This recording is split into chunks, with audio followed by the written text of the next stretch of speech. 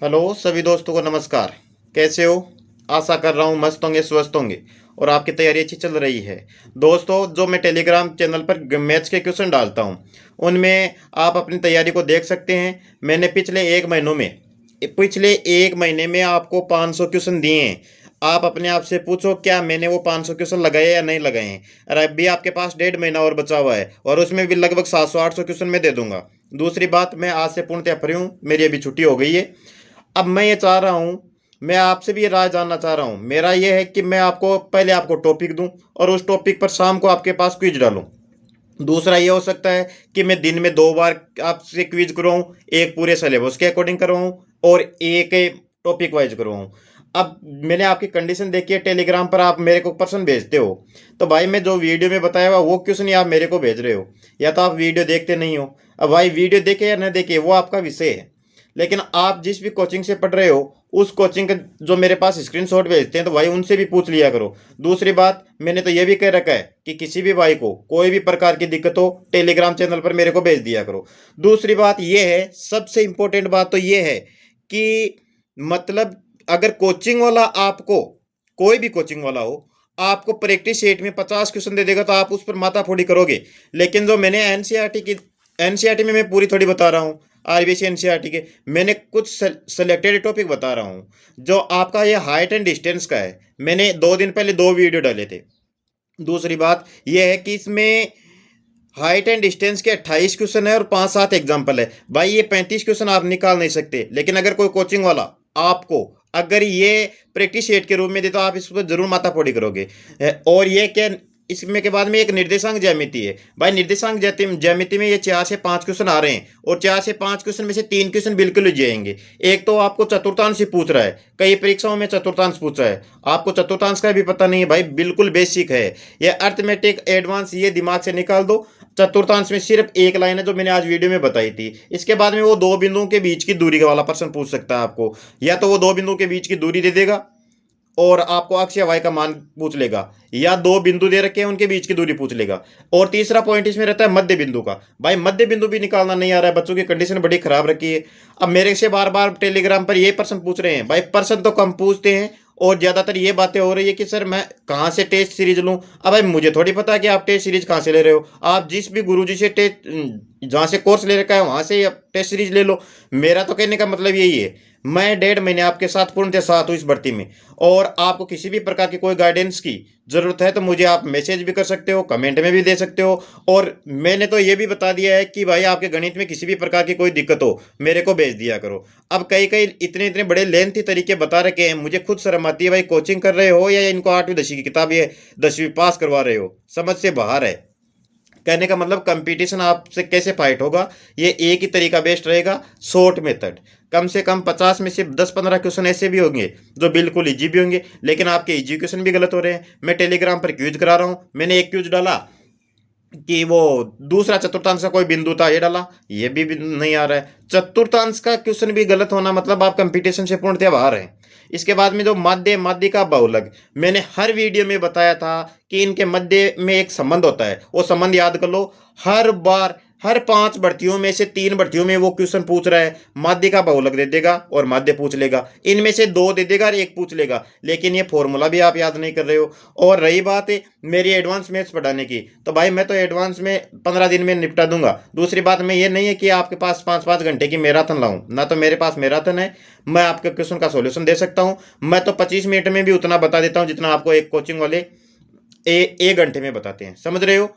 तो आप मेरी प्ले लिस्ट में देख लेना, कोई भी वीडियो 25 मिनट से ऊपर नहीं है। हर वीडियो में मैंने 10 से 15 क्वेश्चन को लपेटा है और वो क्वेश्चन लपेटता हूं जो परीक्षा में आता है। कई बच्चों का कमेंट था कि सर बहुत बेसिक से पढ़ा है, तो भाई बेसिक से पहले अगर बेसिक आप क्लियर नहीं करोगे तो क्या आप सीधा हाई लेवल के क्वेश्चन हल कर दोगे? क्या बेसिक आना बहुत जरूरी है। और दूसरी बात ये और भी मुझे ज़्यादा बुरा लगता है कि सर ये ऐसे क्वेश्चन थोड़े आएंगे। भाई क्वेश्चन तो ऐसे आएंगे, कहने का मतलब 50 में से 5 ही क्वेश्चन ऐसे आएंगे जिनको तोड़ने के लिए आपको दिमाग की बत्तियां या दिमाग के नशे को खोलने की जरूरत है। अब आपको विषय है, मुझे ये पूछ रहे कि सर साइंस में क्या पढ़े, सर इंग्लिश में क्या पढ़े, सर इंग्लिश की वोकेब का क्या करें, ये प्रश्न आप अब पूछ रहे हो। 6 महीने कहाँ बैठे थे भाई? 6 महीने में आपने क्या पढ़ा नहीं है। और दूसरी बात, वोकेब आप कितनी पढ़ोगे, कितनी पढ़ सकते हो? 500 वोकेब याद कर लो, 700 वोकेब याद कर लो। वोकेब का कोई तोड़ तो है नहीं। आपको जितना इजी इजी तो देख लो।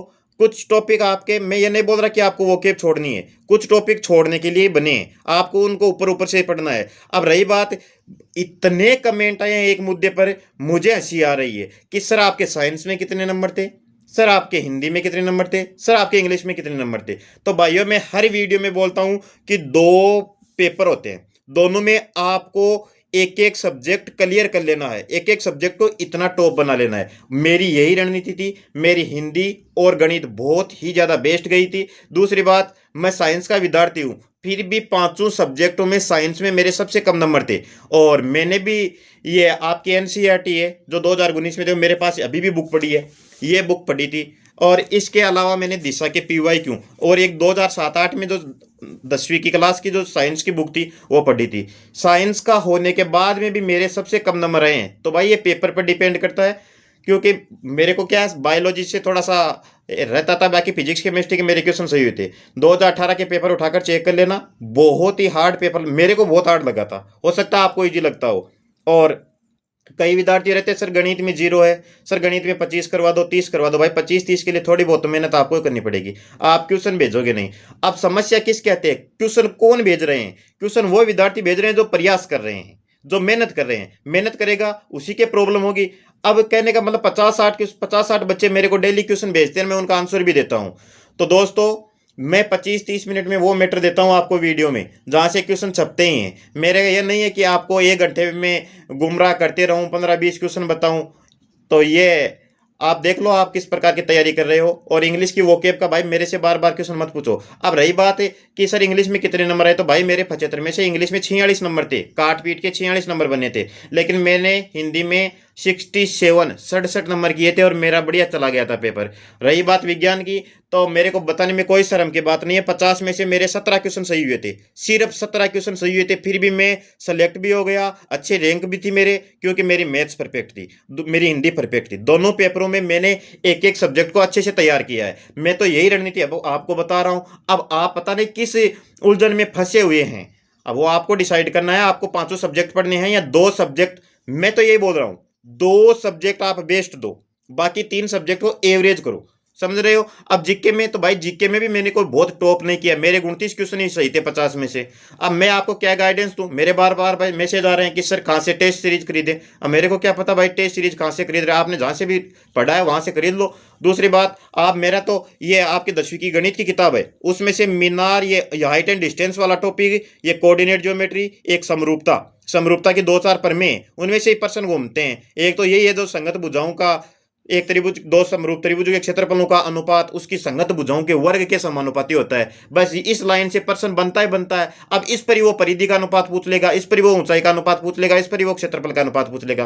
तो उम्मीद करता हूं मेरी बातें आपको समझ में आई होगी। किसी भी भाई को किसी भी प्रकार की एलडीसी के बारे में पूछना हो जरूर पूछ लेना, क्योंकि मैंने भी एलडीसी भर्ती के साथ जिया भी है और आज भी मैं इस पोस्ट पर काम कर रहा हूं। तो मैं, मुझे काफ़ी अच्छा इस चीज़ के बारे में नॉलेज भी है।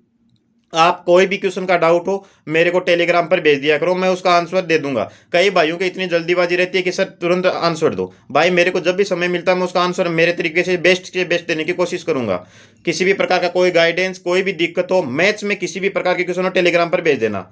उम्मीद करता हूँ मेरा वीडियो पसंद आया। और भाइयों, अगर वीडियो पसंद आया है तो लाइक, शेयर और कमेंट और सब्सक्राइब जरूर कर देना। मैं इस भर्ती में आपका पूरा सपोर्ट और हेल्प जरूर करूंगा। चलो मिलते हैं अगले वीडियो में, तब तक धन्यवाद।